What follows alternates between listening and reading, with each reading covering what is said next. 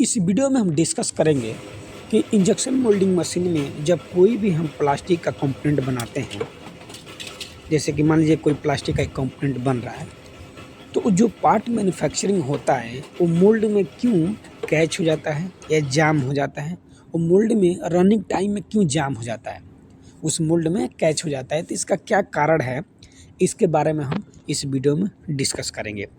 तो सबसे पहला हमारा पॉइंट क्या है, इसमें पॉइंट है इंजेक्शन टाइम ज़्यादा होने पर। अगर इंजेक्शन टाइम उसका ज़्यादा है, जब इंजेक्शन कर रहे हैं तो उसका टाइम हम ज़्यादा दे दिए हैं। जैसे देख लीजिए, ये प्रोसेस का एक पैरामीटर है, ये इसका जो इंजेक्शन टाइम है, ये इंजेक्शन टाइम है, ये इंजेक्शन टाइम 6 सेकंड दिए हुए हैं। अगर ये इंजेक्शन टाइम अगर ज़्यादा हो जाएगा, हमको ये पार्ट फिलिंग करने के लिए 2 सेकंड, 3 सेकंड, 5 सेकंड, 6 सेकंड ही लग रहा है उसको फिल करने के लिए, उस पार्ट को फिल करने के लिए। पार्ट के अकॉर्डिंग हम टाइम देते हैं। अगर बड़ा पार्ट है तो 10 सेकंड, 15 सेकंड, छोटा पार्ट है तो 3 सेकंड, 5 सेकंड, 6 सेकंड तक उसको हम देते हैं पार्ट को फिल होने के लिए। तो अगर मान लीजिए ये पार्ट हमारा इसमें हम जब फिलिंग कर रहे हैं इंजेक्शन मोल्डिंग में, जब स्क्रू के द्वारा मटेरियल हमारा मोल्ड में फिल होता है तो उसका फिलिंग होने का जो टाइम होता है वो हमारा ये इंजेक्शन टाइम जो होता है ये ज़्यादा है। अगर ये ज़्यादा रहेगा तो ज़्यादा टाइम तक फिल होगा, तो जो हमारा पार्ट होगा वो मोल्ड में हमारा कैच हो जाएगा।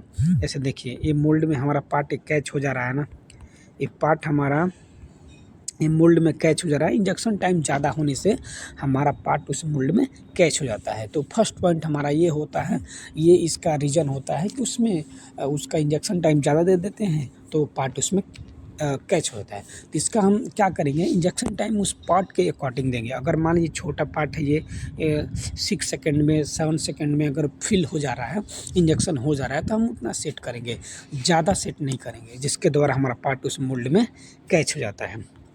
सेकंड पॉइंट देखेंगे, सेकंड पॉइंट हमारा है कि मोल्ड टेम्परेचर कम होने पर। मोल्ड टेम्परेचर, जैसे मान लीजिए हमारा मोल्ड है, इसका हम मोल्ड को कनेक्ट किए हुए हैं एमटीसी से। एमटीसी के द्वारा हम हॉट रनर हो गया या ऑयल एमटीसी हो गया, उसके द्वारा हम मोल्ड को हीटिंग कर रहे हैं। इससे हीटिंग कर रहे हैं या हम हॉट रनर दिए हुए हैं जिसके द्वारा मोल्ड हमारा हीट हो रहा है। तो उसका टेम्परेचर अगर कम है, इस मोल्ड का टेम्परेचर हमारा कम है, जिसके द्वारा इंजेक्शन प्रॉपर नहीं हो पा रही है। अगर हो भी रहा है तो मोल्ड हमारा हीटिंग नहीं है, मोल्ड है इसका हीटिंग नहीं है, एमटीसी से हमारा हीटिंग बराबर नहीं हो पा रहा है, जिसके द्वारा जो पार्ट होती है ना, ये पार्ट होता है, ये पार्ट एक इस मोल्ड में कैच हो जाता है। अगर मोल्ड हमारा हीट नहीं रहेगा तो प्रॉपर उसमें फिल नहीं होगी, और जो फिल भी होगी तो मोल्ड हमारा ठंडा रहेगा, जिसके द्वारा पार्ट उसमें स्टिक कर जाएगा, वो पकड़ लेता है। इसके द्वारा हमारा पार्ट जो होती है वो मोल्ड में कैच हो जाता है, उसमें स्टिक कर जाता है मोल्ड में। तो हम क्या करेंगे उसके लिए, जो मोल्ड का टेम्परेचर होता है, ये मोल्ड है, इस मोल्ड का टेम्परेचर हम क्या करेंगे, इंक्रीज करेंगे, और एमटीसी का टेम्परेचर भी थोड़ा इंक्रीज करेंगे, जिसके द्वारा हमारा मोल्ड अच्छी तरह से गर्म हो सके और पार्ट उसमें स्टिक होने का कोई चांस ना हो। तो ये कारण होता है, मोल्ड का टेम्परेचर हम इंक्रीज करेंगे जिसके द्वारा वो मोल्ड अच्छी तरह से गर्म हो सके। नेक्स्ट पॉइंट क्या है, देखिए, नेक्स्ट पॉइंट है इंजेक्शन प्रेशर अधिक होने पर। इंजेक्शन टाइम ज़्यादा रहेगा तभी पार्ट हमारा कैच हो जाएगा, और इंजेक्शन प्रेशर भी ज़्यादा रहेगा तभी वो पार्ट हमारा उसमें कैच हो जाता है। अगर मान लीजिए, जैसे देख लिए, ये हमारा एक प्रोसेस है, ठीक, इस प्रोसेस में जो हमारा ये इंजेक्शन प्रेशर है, ये हमारा प्रेशर है इंजेक्शन, इस इंजेक्शन प्रेशर हम ज़्यादा दे रहे हैं उस पार्ट के अकॉर्डिंग, जिसके द्वारा हमारा पार्ट उस मोल्ड में कैच हो जा रही है। अगर मान लीजिए पार्ट हमारा छोटा है और फिलिंग उसकी कम है, तो थोड़ा थोड़ा स्टेप में देख के हम उसको फिल कर देंगे। अगर ज़्यादा प्रेशर दे रहे हैं, ज़्यादा प्रेशर से हम उसमें फिल करेंगे तो जो हमारा पार्ट रहता है इस मोल्ड में कैच हो जाता है। जैसे मान लीजिए इधर से हम इंजेक्शन कर रहे हैं, अगर स्लोली करेंगे तो अच्छा से वो फिल होगा। अगर एक ही बार फास्ट हम दे देते हैं, जिसके द्वारा वो मोल्ड में जो मटेरियल होती है वो पूरा भर जाता है और पार्ट उसमें स्टिक कर जाता है। तो इसलिए हम क्या करेंगे, जो इंजेक्शन प्रेशर होता है उसको हम उस पार्ट के जितना पार्ट अगर बड़ा है मान लीजिए पार्ट, तो उस पार्ट के अकॉर्डिंग हम उसमें इंजेक्शन प्रेशर को सेट करेंगे। इंजेक्शन प्रेशर उतना ही देंगे जितना उस पार्ट को चाहिए, उससे ज़्यादा हम नहीं रखेंगे। अगर ज़्यादा रखेंगे तो हमारा पार्ट उसमें कैच हो जाएगा। तो ये हमारा होता है जहाँ पे हम इंजेक्शन प्रेशर सेट करते हैं। तो इसमें हम उस पार्ट को जितना चाहिए उतना ही हम फिल करेंगे, जिसके द्वारा पार्ट मोल्ड में कैच नहीं होगा। नेक्स्ट पॉइंट देखते हैं क्या है। नेक्स्ट पॉइंट है कैविटी सरफेस रफ होने पर, कैविटी हो या कोर हो, मोल्ड का कोई भी प्लेट है, जैसे कि मान लीजिए कोर और कैविटी, ये हो गया हमारा कोर और ये हो गया हमारा कैविटी।